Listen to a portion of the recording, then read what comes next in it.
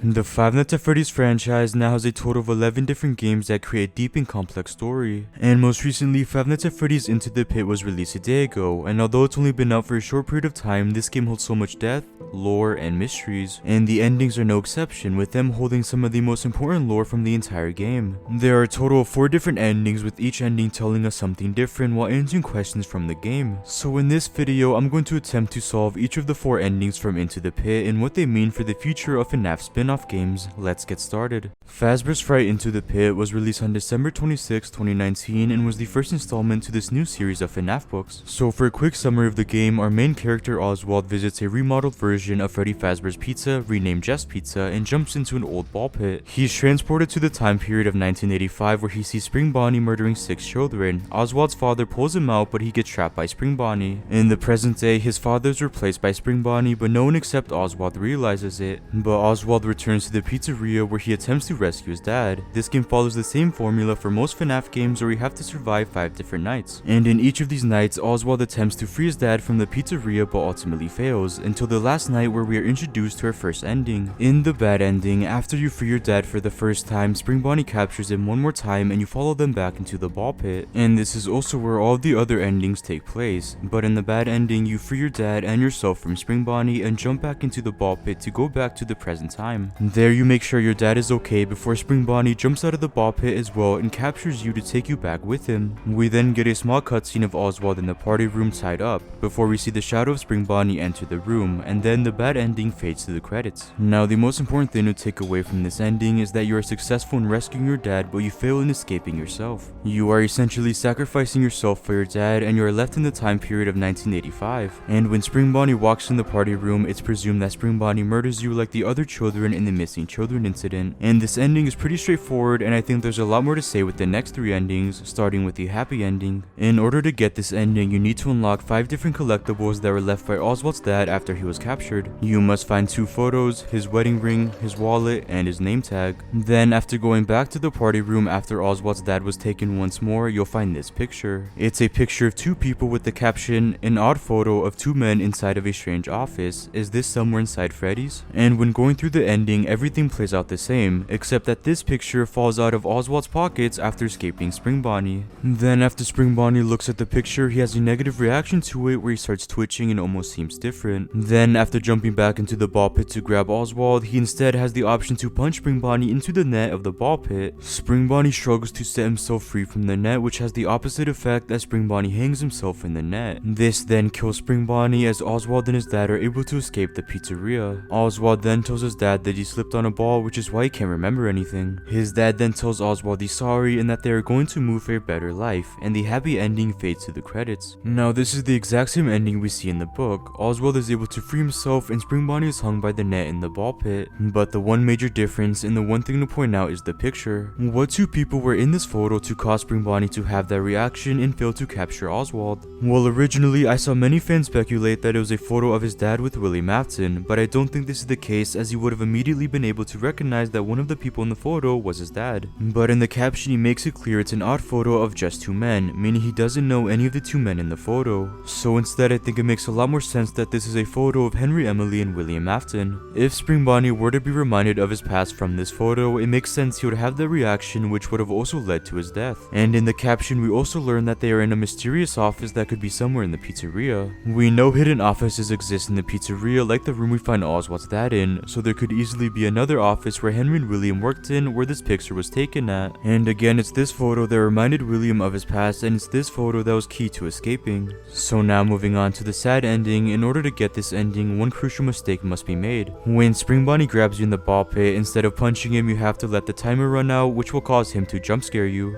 But instead of having to restart the segment, his jump scare will take you to a new segment of the game. Here all of the animatronics are blocking off the doors and are waving to you, almost as if they're welcoming you to somewhere different. Oswald tells himself that his voice is different and that he doesn't feel like himself. He also points out how the animatronics thinks he's someone different. He walks to the end of the hallway where he finds Spring Bonnie and says, "What am I?" His eyes then glow blue and the segment ends. Now technically this isn't an ending since it makes you restart the last segment of the night, but I still think it count and I still think it's worth pointing out. Now what I think is happening here is simple. After he failed to fight back, Spring Bonnie stuffed him inside of one of the animatronics. That's why his voice seems different, that's why Sprite doesn't recognize himself, and that's why the animatronics are treating him differently. They now see Oswald as one of their own, and at the very end, his eyes glowing blue confirm this, and we can see this as his soul possessing the animatronic. And the animatronic he possesses is none other than Foxy. Foxy is the only animatronic we don't see throughout the game, so it makes sense that this is the animatronic he was stuffed into. Also, when he's at the end of the hallway, the light above him shines right on him, creating a spotlight, and the spotlight is right in front of Foxy's Pirate Cove attraction, further proving that Oswald is now Foxy.